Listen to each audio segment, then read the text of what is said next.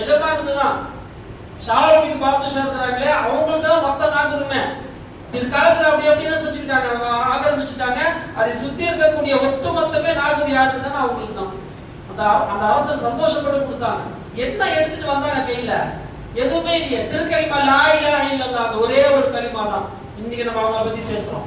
600 வருஷத்துக்கு முன்னாடி என்ன செஞ்சுட்டாங்க? வாழ்ந்தாங்க. இன்னைக்கு நம்ம அவங்கள பத்தி பேசுறோமா இல்லையா? சரி, இப்ப நான் கேட்கிறேன், இதுக்கு முன்னால் வாழ்ந்த மன்னர்கள், மன்னர் ஆட்சியில வாழ்ந்த எத்தனை மன்னர்கள் இருந்தாங்க?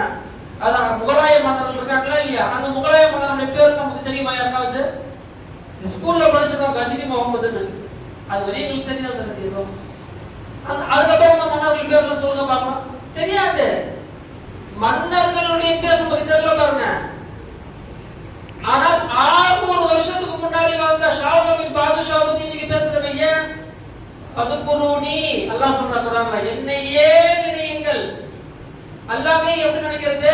கலிமாவை கொண்டு நீங்கள் சொல்லும் போதெல்லாம் கலிமா, பார்க்கும் போதெல்லாம் கலிமா, விளக்கக்கூடிய விளக்கம் எல்லாம் கலிமாவாக ஆகிவிட்டால் அல்லாஹ் சொல்ற, அதுக்குருக்கும் நீங்கள் என்னை நினைத்தால் நான் உங்களை நினைக்கிறேன்.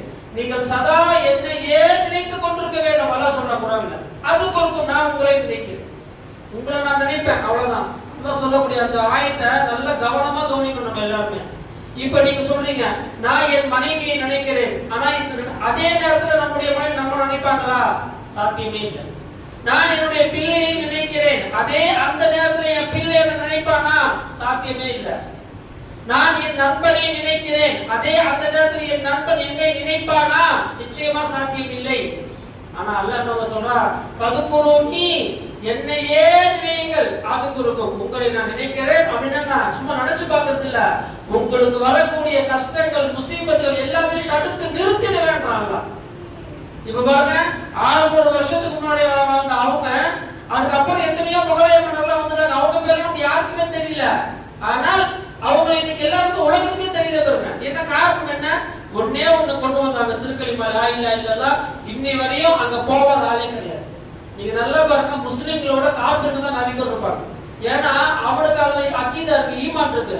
எஜமாட்ட போனா அவங்க சொன்னா அவங்க உடனே காரியம் நிறைவேறாங்க போறாங்க.